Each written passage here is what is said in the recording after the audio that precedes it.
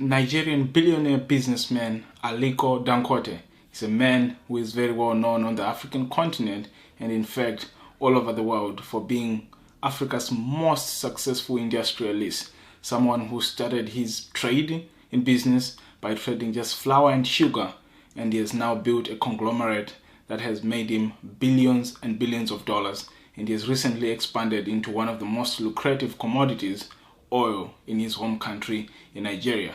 Of course, he has businesses that span in about 33 of the 55 African countries. Definitely one of the most important people to watch and to listen to on the African continent. Today we're going to go through his top 10 rules for success, and we're going to start with his rule number 1: tell the African story. You see, majority of foreign investors, because they don't really go into Africa, they don't really check what Africa is all about. They stay just by reading newspapers and co. And what they normally do is that, okay, fine, you know, for example, today we are going to have an election in Nigeria sometime in November or so. They say, okay, fine, we want to wait and see the outcome of the election. After the election, if after, we have, finished the election successfully, everything goes well, then they want to see the stability of the government. And then that will take them 2 years. By 2 years, politicians will start, talking about politics again. Then they have to wait. They fall back again and wait. So really, when you look at it, I think today what they need to look at is that, look, there is no government that will be against business. So you go ahead, you invest. The next government that will come in, even after finishing either 8 years or 10 years, they will also be, they are also going to be pro-business. So if they are going to be pro-business, it means that you are not going to really make a mistake by investing. Once you start, you have to continue. And then you look at it, obviously, yes, in any place or in any business where the road is high, the risk is there. But our own risk is mainly perceived, not real risk. That is the issue. And unfortunately for us, in Africa, we are not really very good at telling our own story. But I think things are changing. People are beginning to understand that, look, things are going very, very well. Rule number 2, be focused and be dedicated. Well, the problem with some of our younger generation today, they just want to jump and see themselves up there, overnight. It doesn't really happen.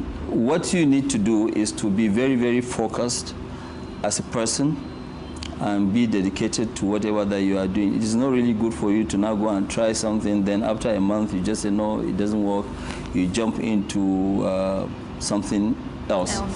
I think you need to be very, very focused in what you are doing. Once you believe in what you are doing, you see, you should not take your either business or job as something that you must do. Okay, you must take it as it's part of your hobby. If it's part of your hobby, then you do it better. Rule number 3, add extra value to your customers. On food, what we have done to make sure there's, how do we get good, nutritious food to the society? So what we did in 2002, when we first started refining of sugar, we were the first company in Africa to introduce fortification into sugar. Because, it took us a long time to be able to figure out, okay, at what point do you actually apply the fortification? So what we did was we worked with the Standard Organization of Nigeria, we worked with UNICEF, and also some technical people to see, okay, fine, how do we really, create these equipments where they will now dose the vitamins at the end of it so that our children will be able to consume that. With that one, now, government brought out the policy where all these food items, majority of them like sugar, wheat products, which means flour, pasta, noodles, vegetable oil, and then the sugar, all of this, they brought out regulations where they say that it is mandatory to apply vitamin fortification. So majority, all the companies now in Nigeria, what we do is that we are fortifying all these products so that children will be able to, to access this without, going to drugstore or whatever. Rule number 4, engage in partnerships with experienced industry players. We are very new in the oil and, in the energy market. We are doing a couple of, projects. What we are doing now, we're actually, trying to have synergies with other company corporations. We're talking to Sabic Industries when it comes to our fertilizer and our, gas-related, polypropylene, polyethylene, because we are doing a plant that will produce about 1.3 million tons.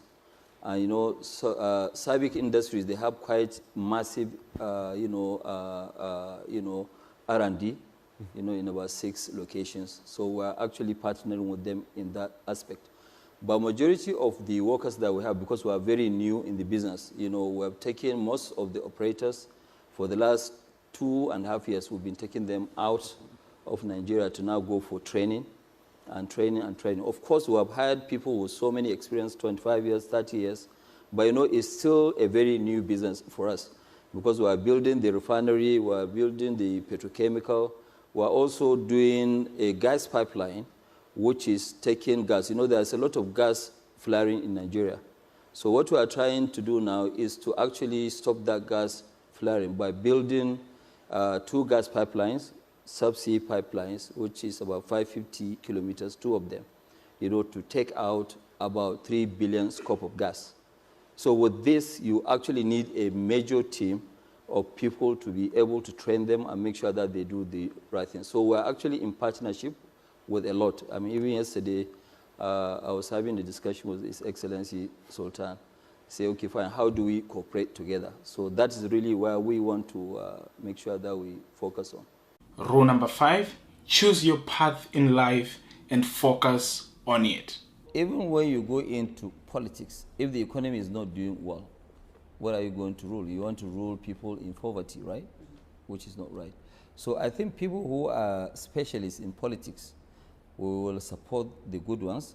They will go and run the, the political side of this. My own role is to see how can I develop Nigeria? How can I create jobs? What gives me joy is how many people I've actually helped through job creation, through doing so many things, and in future I want to make sure that Nigeria is self-sufficient in rail lines, in power, in a lot of things. So I can do my own contribution. I don't have to become president of Nigeria to change So those who say Aliko lives. Dangote for president, you tell them? No, nothing. I've never heard that word. I'm only hearing it for the first time from you. Rule number 6, Africans should lead in developing and building their own economies. Well, that is one of the reasons why when you look at it, I do travel, very often to various areas, where I can give a talk, sometimes inside Nigeria, sometimes outside, Nigeria, just tell them that, hey, look, all this thing is a myth. Nothing is impossible. We can really make it happen. We as Africans, we can actually, the issue is that, first of all, we have to understand that there are, in all the countries in the world, whether it's South Korea, Japan, US, those economies were actually built up by their own indigenes. Rule number 7, embrace technology as a way to cut costs. When you look at it, why mobile? Are people just using mobile for fun, just talking to themselves? No. You see, today in Africa, for example, where it costs you a lot of money to open an office and call, you can just advertise and put your telephone number, and you can easily be contacted. So a lot of people are using mobile as their office, as a contact number, where it has actually opened up a lot, where people now have disposable income by, people contacting them to come and do one job or the other. The mobile banking, you can see what actually is happening in Kenya. In Kenya, mobile banking, they are, transferring about, in a year. Last year, I think they did almost about over $12 billion worth of activities, and we've started using that in Nigeria. So other areas too, they are using it. It's a very new thing, and it's moving on very well. Rule number 8, Africans should diversify and add value to primary products as a way to earn more money. We should try and convert those raw materials into finished goods so that when we export them, we will be earning much, much more. government should try to see, okay, fine, how do we really attract people to come in and invest? Because the opportunities are enormous. It's not only in oil or in copper or in coal. I mean, there are so many areas. I mean, you look at it today in Africa. In agriculture, you're going to make huge tons of money, because we have 60% of the world's arable land.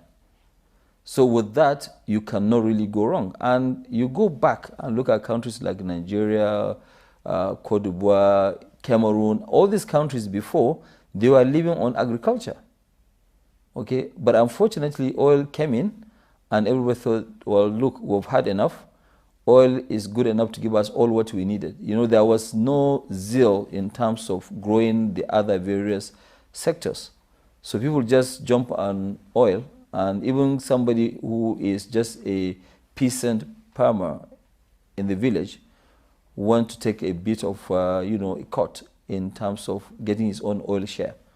So that's really what destroyed, some of our, economies. But right now, things are bouncing back. Rule number 9, give back to the society. Today, we're actually investing $2.3 billion between sugar, $2 billion, and rice, about $300 million. And this all to do with government policies, because the policy of the government is that we want to see that in the next 5 years, Nigeria produce all what they need. And we want to replicate that.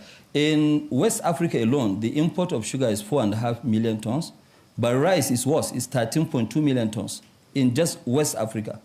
And we can grow rice almost anywhere. So what we are also trying to do, you talk about this financial inclusion. Yes, of course, when we incubate companies, we now go ahead and list them and make sure that the people domestically are involved, whether the companies are in South Africa, and we are going to list in South Africa. So at least the downtrading will also be part of the process, and also they will enjoy. In agriculture alone, we are going to create almost 180,000 jobs in the next 4 years. So it's part of what we are giving back to the society. Rule number 10, work hard and know your business well. If you are going into any business, you must understand the business A to Z. You must know that business. You shouldn't just go and invest because somebody now will say, okay, hey, there's good money in cement, then you go and jump into cement. You have to understand the business in and out. And that's the difference with me. I know my business in and out. You can wake me up any time and ask me about fertilizer, ask me about anything that we are doing. And the other one is really to work very hard, and you have to have the tenacity of continuing to, you have some hiccups here and there, but you have to be focused in terms of what you are doing. An interesting compilation, of course, of the wisdom that has come from Africa's richest men and Africa's most prominent and successful industrialists. If you have another person who you want me to profile next, an African leader, an African entrepreneur, an African rising star, be sure to leave it in the comments below, and definitely I'll profile the person who you want us to profile next, and we can continue to draw inspiration and wisdom from these African giants, the ones we call here the African lions and African lionesses. Until next time, my name is Maro.